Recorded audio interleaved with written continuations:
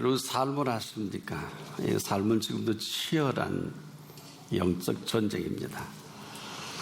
이 영적 전쟁에서 우리가 하나님의 갑옷을 취할 수만 있다면 승리할 수가 있습니다.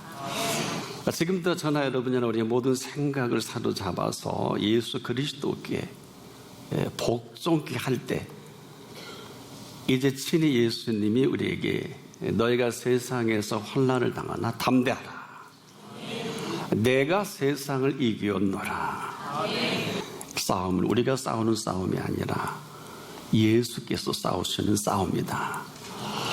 여기에 왜 예수를 우리가 믿어야 하는지 또 예수를 믿는 실체가 뭔지 아주 명쾌하게 말씀해 주는 근거가 되기도 합니다. 믿음으로 수많이 싸움에 승리할 수가 있습니다.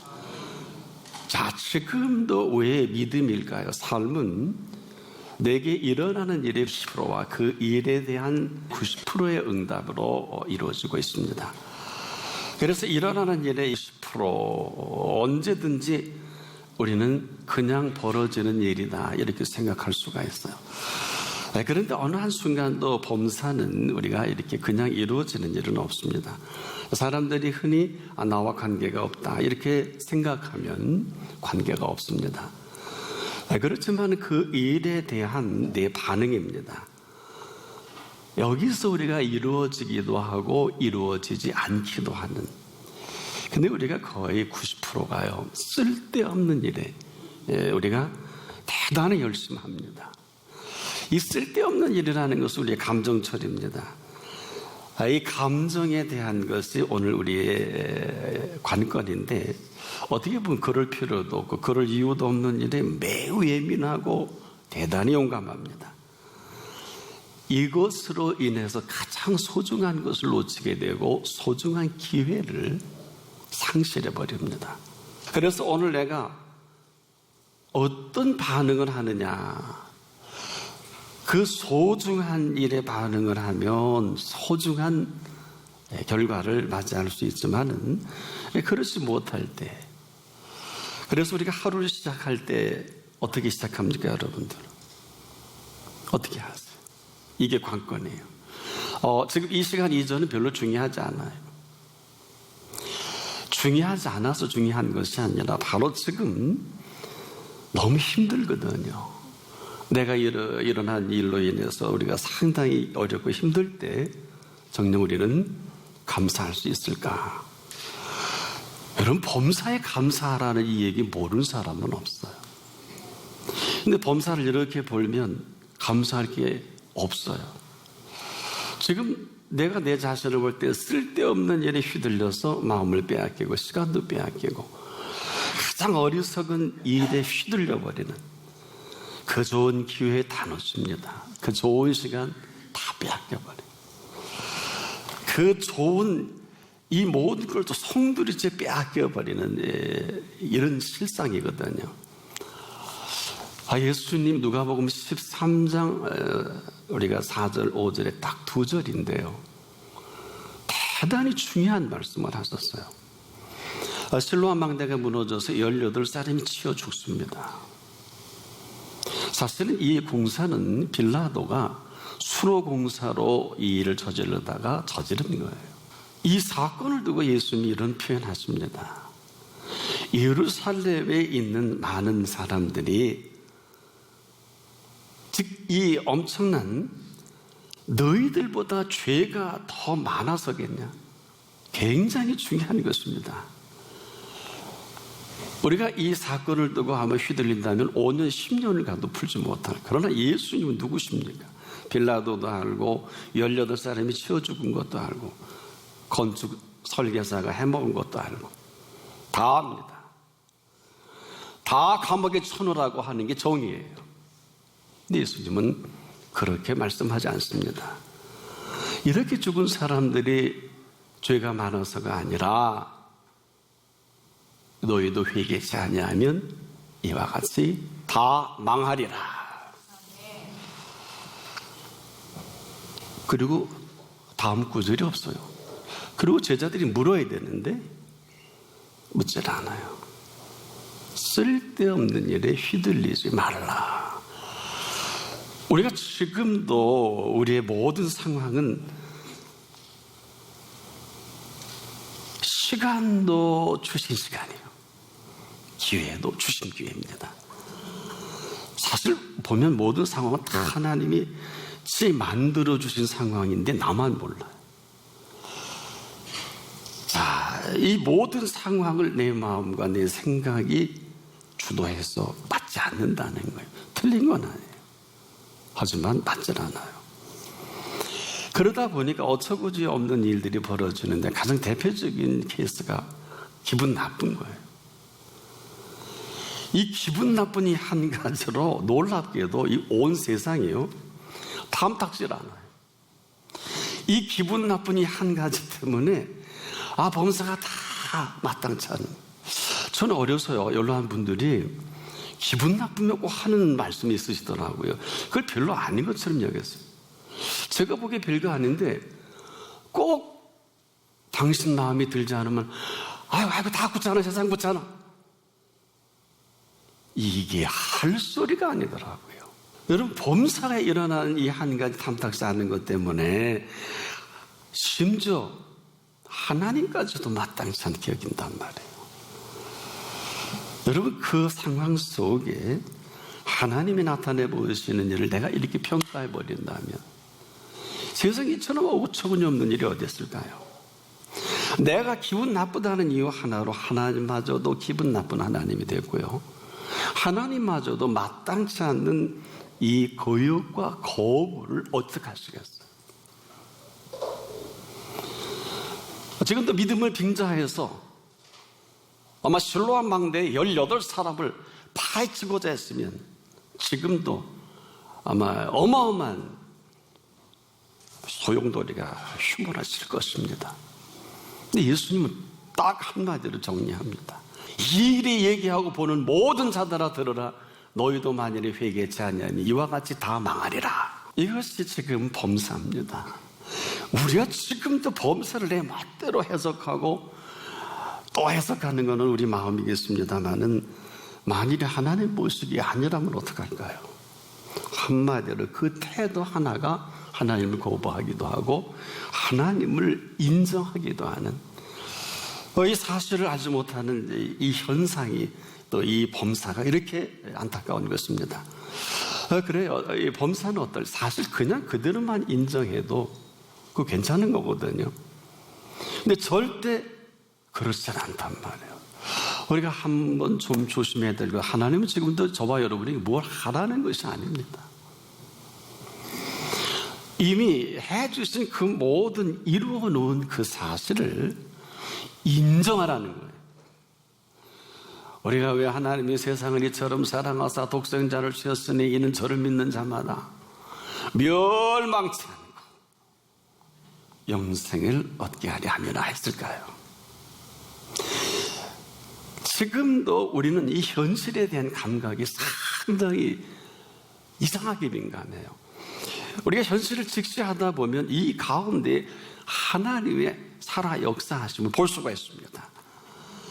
한마디로 그 사실을 하나님이 멸망할 모든 흐름 속에 십자가를 짊어지시고 피 흘리는 사실을 믿기만 하면 이 비극에서 노연하고 자유함을 얻게 해주신다는 약속입니다.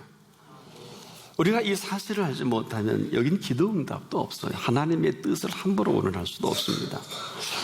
여러분, 우리가 지금도 범사에 대한 내 마음대로 해석하고 정의가 어떻다, 공의가 어떻다, 무슨 근거로요? 여러분, 무슨 근거로 기도응답을, 무슨 근거로 하나님의 뜻을 우리가 함부로 얘기할 수 있을까요? 범사에 하나님이 살아계신 이 사실 하나도 우리가 인정하지 못하면 범사에 하나님이 하신 일조차 거부하는 거부가 됩니다. 이런 사람이 무슨 하나님의 뜻을 운운하고 하나님의 계획을 얘기한다는 게 얼마나 어처구니 없는 어불성설입니까?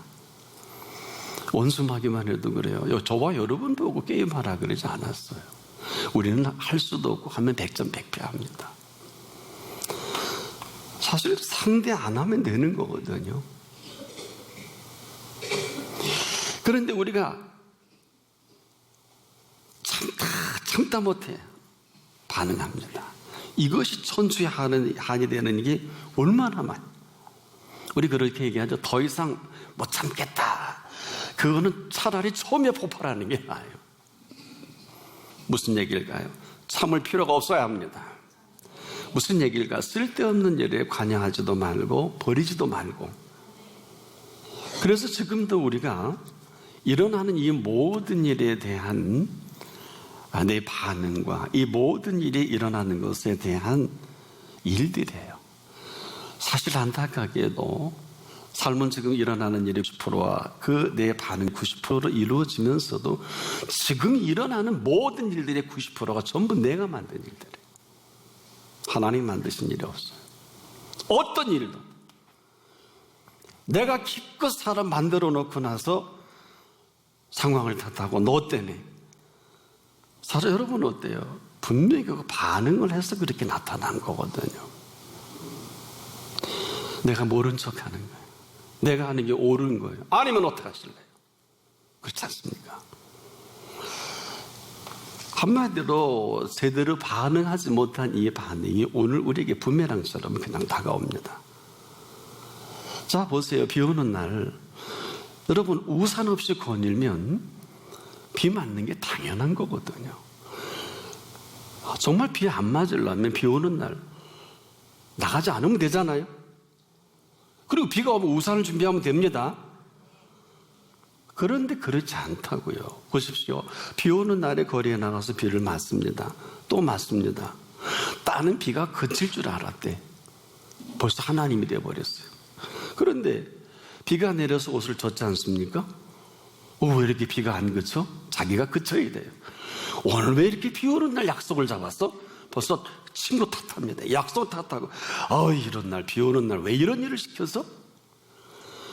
정신없는 일이 막 벌어집니다. 모두가 자기는 하나도 죄가 없어요. 모두가 상황 탓만 합니다. 보세요. 비가 오면 우산을 준비하면 게임 끝난 거 아닙니까? 그런데 여러분 여기에 위대한 삶의 비밀이 감춰져 있어요. 비가 와도 비를 즐기는 사람은 참 비가 굉장히 얼마나 아름답게 내리는 것입니까만은 그렇지 않지 않습니까? 여러분 지금도 우리가 일어나는 일에 대한 오해, 곡해 내지는 일어나는 일에 대한 잔혹 반응으로 전부 우리가 딜레마에 빠졌다 해도 지나친 건 아니에요. 저는 오늘 저와 여러분들이 오늘 이 시간 내가 하나님에 대한 일을 평가하지 않기를 바랍니다. 지금 우리가 하나 모르는 사실은 범사에 대한 우리의 견해입니다. 범사에 대해서만큼은 하나님 우리의 견해를 물으신 일이 없어요. 근데 우리가 범사를 얼마나 대단히 예리한 판단력을 가지고 여기에 재해석까지 하지 않습니까? 그리고 원인 결과 분석까지 다 하는데 맞지 않아요. 이것으로 인해서 개인과 가족 공동체와 한 공동체와 나라가 얼마나 시끄럽습니까?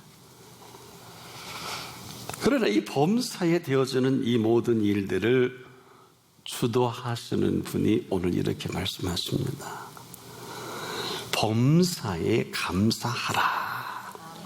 아주 흔하디 흔한 범사 진단입니다. 이 사실 여러분 누구나 잘 압니다. 또 그렇게 하는 줄 압니다. 여러분도 그렇게 생각하지 않으십니까? 그러나 그렇지 않습니다.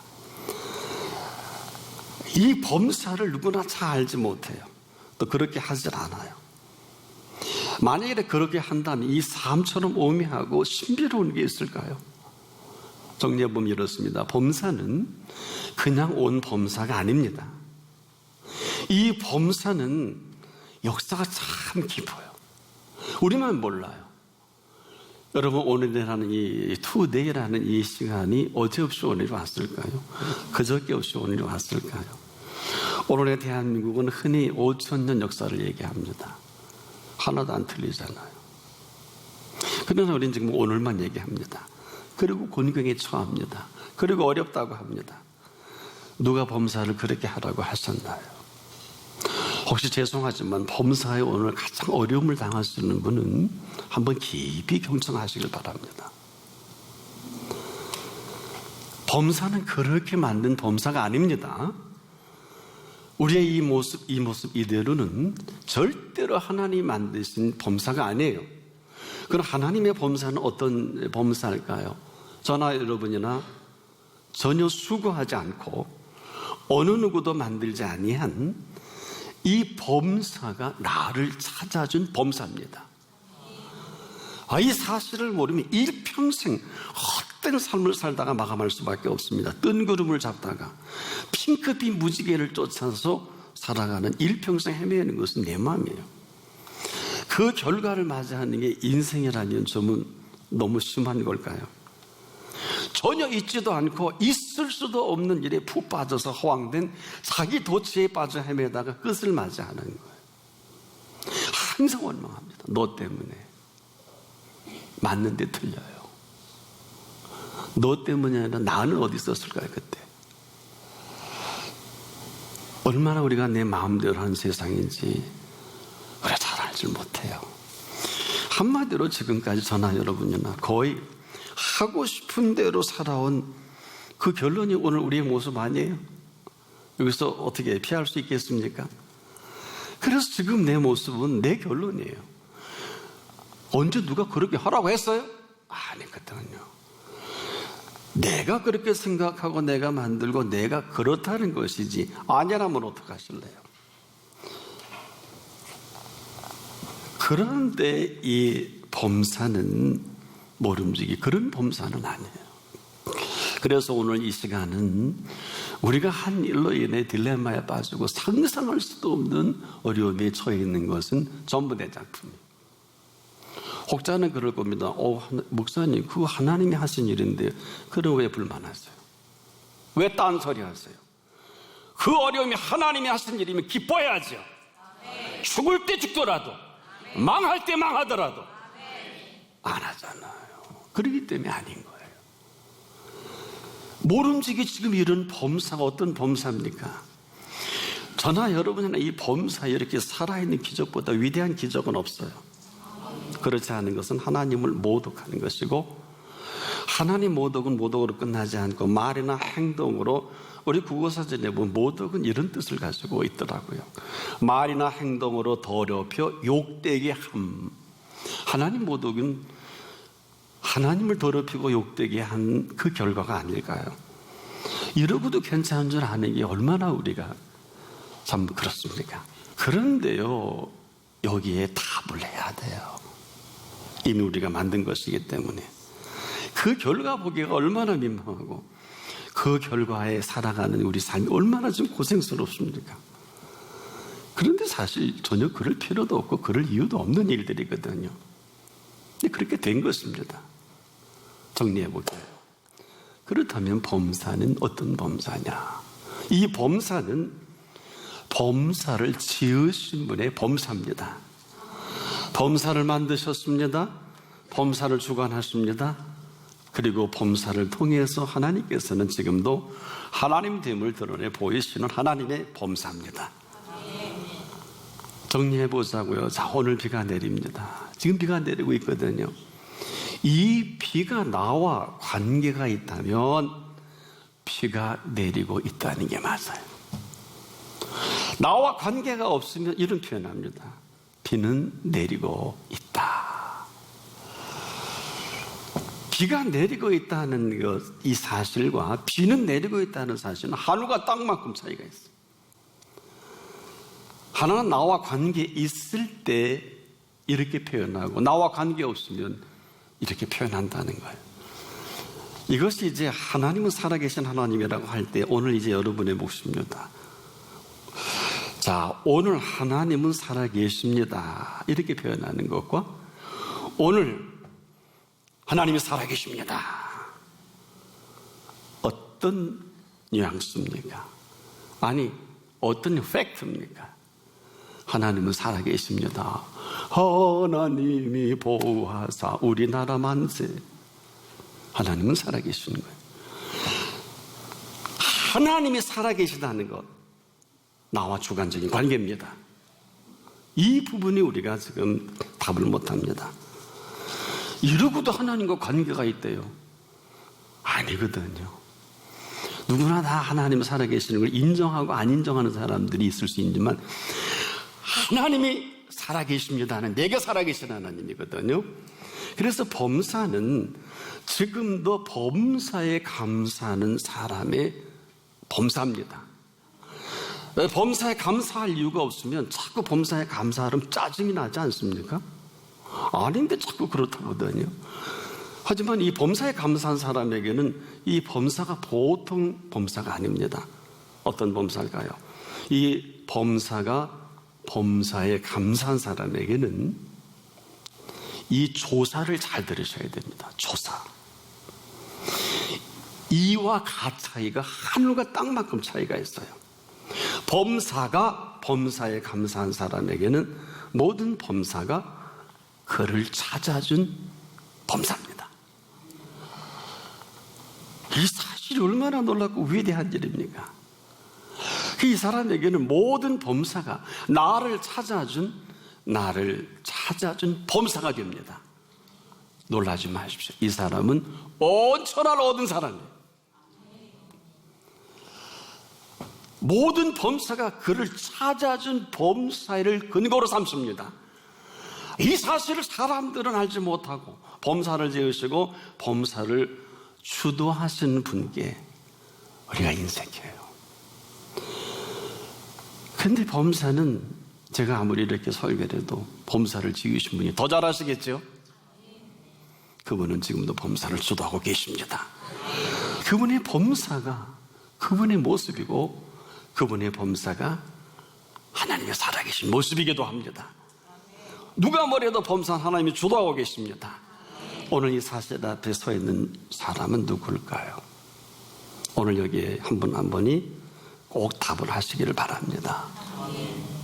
이건 내 몫이에요. 이 범사에 정말 감사하는 사람, 이보다 위대한 복된 사람은 없어요. 우리가 이 사실을 모르고 살아가는 것 뿐이거든요. 어떻습니까? 지금까지 이런 복된 사람으로 여러분을 만들고 있습니까? 그렇지 못한 삶을 우리가 열심히 신앙인 줄 알고 산단 말이에요. 이건 신앙인을 속인 게 아니에요. 내가 속인 거예요.